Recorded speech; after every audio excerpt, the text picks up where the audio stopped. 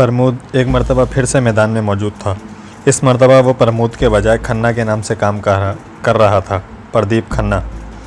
उसके पास गैर मुल्की यूनिवर्सिटियों से इंजीनियरिंग की जाली डिग्रियां मौजूद थीं और उसे उम्मीद थी कि वो कम से कम इतनी इंजीनियरिंग ज़रूर जानता है कि जिसके बलबूते पर अपने किसी भी सवाल जवाब करने वाले को आसानी से मुतमईन कर सकेगा।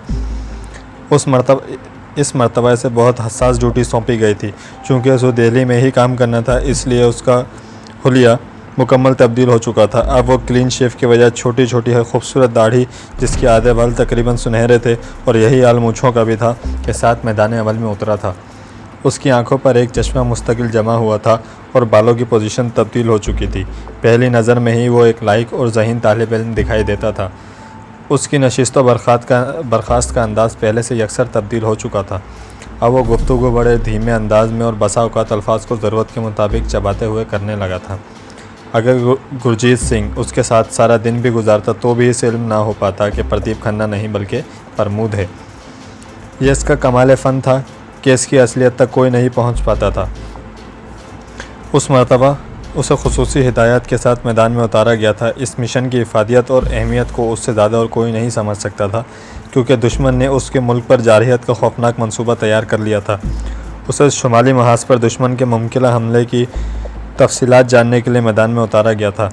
ब्रीफिंग लेने के लिए वो बतौर ख़ास पाकिस्तान आया था, जहां उसके सर ने उसे ब्रिगेडियर कंवल की तस्वीर दिखाते हुए कहा था इसका ताल्लुक़ भारतीय जनरल हेडक्वार्टर में तस्वीराती ब्रांच के शोबे से है, जिसने शुमाली महाज से मुतालिक मंसूबा बनाना होता है। रूस और अमरीका में आला तस्वीराती कोर्स करने वाले ब्रिगेडियर कंवल की सिर्फ एक ही कमज़ोरी है। वो क्या है सर? उसका जवाब देते हुए मुस्कुराते हुए उसके सर ने जब प्रदीप खन्ना के कान में बता दिया तो उसके कान के लोहे भी जवाब सुनकर सुर्ख हो गई। बड़ी उलझन में डाल दिया सर आपने तो, प्रदीप खन्ना ने कहका लगाते हुए कहा। मेरा ख्याल है उसे मुतासिर करने में तुम ज़रूर कामयाब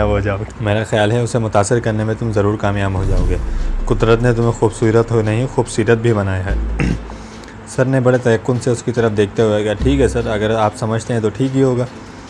ब्रिगेडियर कंवल से शुमाली इलाका जात खुसूसन सियाचिन पर हमले का ब्लू स्केच हासिल करना हमारे नागुज़र हो चुका था हमारे सन।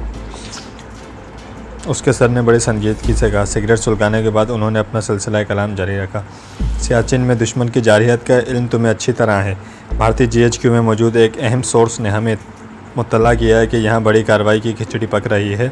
भारतीय फ़ौजों का सरहदी इज्तिमा सिर्फ मामूल की जंगी मशक नहीं है। इस मरतबा खिलाफ तवक्का उन लोगों ने शुमाली इलाका जात को अपने हमले के लिए मुंतखब किया है और मेरे बेटे तुमने इस मंसूबे की तमाम जज़ियात पाकिस्तान आर्मी तक पहुँचानी है। उन्होंने बराह रास्त प्रदीप की आंखों में झांका।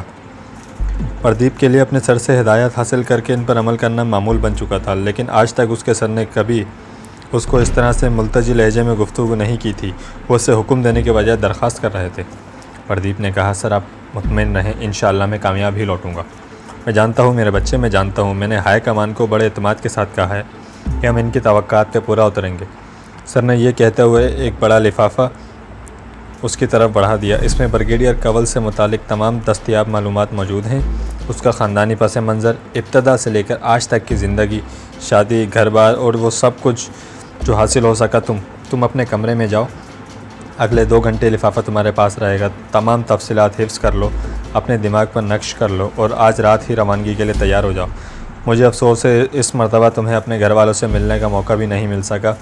क्यों भी तुम 3-4 माह भारत में मुस्तकिल क़याम के बाद वापस लौटे हो, लेकिन माय डियर सन, तुम जानते हो कि किसी न किसी को तो बहुत सी कुर्बानियों के अलावा अपने जज्बात की भी कुर्बानी देनी पड़ती है।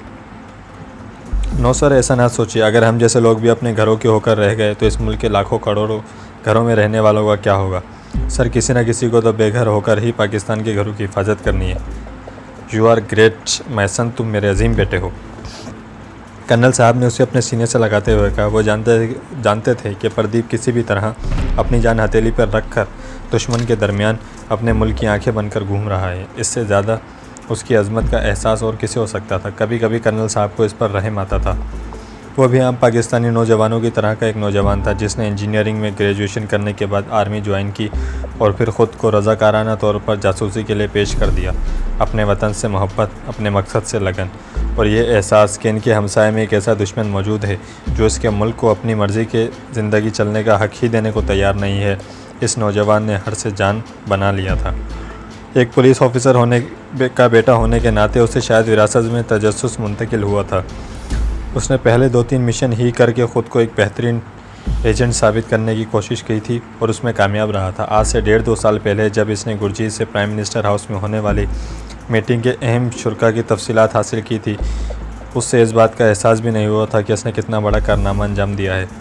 अब उसे तकरीबन 2 साल बाद ही दिल्ली वापस जाना था।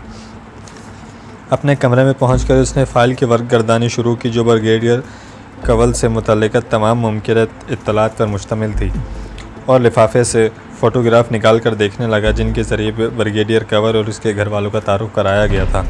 ब्रिगेडियर कंवल की एक ही बेटी राधिका कंवल थी। प्रदीप की नज़रें उसकी तस्वीर पर जमकर रह गई थी। राधिका ने मगरबी लिबास पहना हुआ था और दिल्ली की मुकामी इंजीनियरिंग यूनिवर्सिटी से आर्किटेक्चर की डिग्री हासिल कर रही थी और फाइनल ईयर की तालिबे इल्म थी।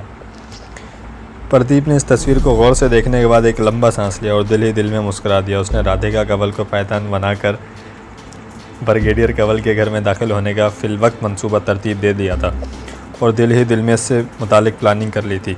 इसकी कोई प्लानिंग मुस्तकिल नहीं होती थी और यही इस कामयाबी की बुनियाद थी। वो हालात और वाक़यात के मुताबिक ही कोई मंसूबा तैयार करता था और हालात और वाक़यात के साथ ही इसे तब्दील या ख़त्म कर दिया करता था। इस फाइल में मौजूद तमाम तफसीलात उसके जहन पर नश्क हो चुकी थी। उसने कमाल का हाफ़ज़ा पाया था। अब वो ब्रिगेडियर कंवल और उसकी बेटी को हज़ारों लोगों के हजूम में आसानी से पहचान सकता था।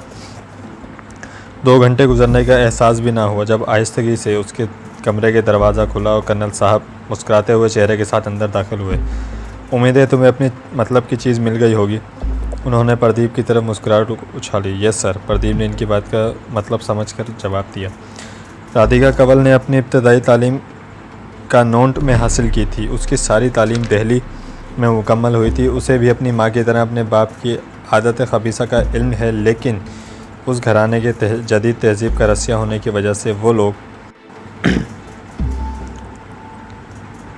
इसका बुरा भी नहीं मानते थे।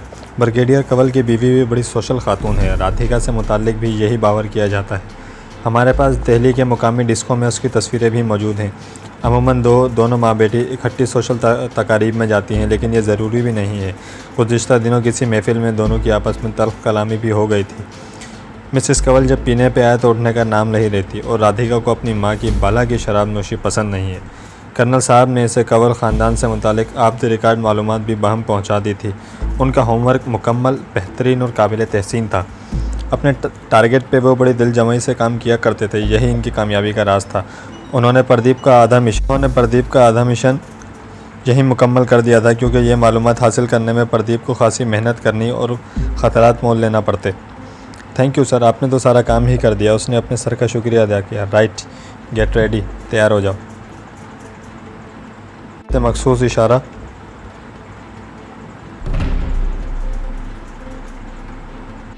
ये कर्नल साहब की तरफ से मखसूस इशारा था। वो कमरा बंद करके बाहर चले गए। प्रदीप ने कमरे के दरवाजे को लॉक किया, अपने कपड़ों का जायज़ा लिया और चंद रोज़ पहले ही भारत से अपने लिए ख़रीदा हुआ रेडीमेड सूट पहनकर बाहर निकल आया। मुकामी तर्ज का कुर्ता पाजामा पहनने के बाद उसकी शनाख्त बिल्कुल नामुमकिन होकर रह गई थी। शाम ढल रही थी जब अपने मुख्तसर से थैले के साथ कमरे से कुछ फासले पर खड़ी जीप में सफ़र हो गया। जीप कर्नल साहब खुद चलाते हुए सरहदी इलाके के एक रेस्ट हाउस तक आए, जहाँ से इसे मुकामी पोस्ट वालों ने वसूल किया और उस रात आसानी से प्रदीप सरहद अबूर करके भारत पहुँच गया, जहाँ कि कोई शे अब इसके लिए अजनबी नहीं रही थी। दिल्ली के इस मॉडर्न इलाके में इसे फ्लैट तो किराए पर मिल गया, लेकिन यहाँ का किराया बम्बई से भी ज़्यादा था। उसे यहाँ के चप्पे चप्पे से आशनाई थी, इसलिए क़याम में कोई दुश्वारी पेश नहीं आई। अलबत्ता इसने अपनी तमाम शनाख्त को यकसर बदल डाला था और अब नई शनाख्त और हवाले से काम करने जा रहा था। कैंटोनमेंट एरिया की पार्किंग थी। ग्राउंड के एक कोने में बने इन फ्लैट का इंतखाब इसने सोच समझ कर किया था, क्योंकि इस ग्राउंड की शुमाली जानिब जो खूबसूरत बंगले दिखाई देते थे उनके अकब में ब्रिगेडियर कंवल की रिहाइशगाह थी। और कर्नल साहब ने इसे बता दिया था कि ब्रिगेडियर साहब सैर करने के लिए सुबह यहाँ का चक्कर ज़रूर लगाते हैं। इसी दौरान उनकी साहबजादी भी इनके हमरा होती है। अली उस सुबह वो अपने फ्लैट की खिड़की में अपनी दूरबीन के साथ मौजूद था। 15 मिनट के असाब शिकन इंतज़ार के बाद बाल आखिर इसे बाप बेटी सड़क के एक कोने से बरामद होकर गेट से ग्राउंड में दाखिल होते दिखाई दिए। दोनों तेज़ तेज़ चलते ग्राउंड की तरफ आते हुए आपस में बातें भी करते जा रहे थे और ग्राउंड में दाखिल होते ही उन्होंने जॉगिंग शुरू कर दी। प्रदीप ने नोट किया कि दोनों बाप बेटी अलग अलग चक्कर में भाग रहे थे। ये इसके लिए बड़ी खुशाइन बात थी। तकरीबन आधा घंटा यहाँ गुजारने के बाद वो जिस तरह से आए थे इसी तरह वापस लौट गए और प्रदीप ने अपने कमरे में मौजूद टीवी का स्विच ऑन कर दिया। अपना नाश्ता खुद ही तैयार करके खाने के बाद वो अपने कमरे से बाहर आ गया। अब उसने पैदल ही इस इलाके का सर्वे करने का फ़ैसला किया। ये इलाका तो इसके लिए नया नहीं था। इससे पहले भी वो 2-3 मरतबा इस तरफ आ चुका था। यहाँ की आबादी से उसको तारुफ नहीं हुआ था। अलबत्ता यह बात वो जानता था कि यहाँ की भारतीय फ़ौज के आला अफसरान के बंगले ज़्यादा हैं। भारतीय बंगलों में भी सरकारी अफसरान ही रहते हैं जिनका ताल्लुक़ डिफेंस सर्विसेज से ही था। दोस्तों, आज के लिए इतना ही। मज़ीद दिलचस्प वाक़यात और इस कहानी से रिलेटेड और मालूमात हासिल करने के लिए हमारे चैनल को सब्सक्राइब कीजिए और साथ ही मौजूद बेल आइकन पर ज़रूर क्लिक कीजिए ताकि आने वाले वीडियोस के मुतालिक आपको इत्तलात पहुंचती रहें। और कमेंट सेक्शन में जाके कमेंट ज़रूर कीजिएगा कि हमारे वीडियोस आपको कैसी लगी। अल्लाह हाफ़िज़।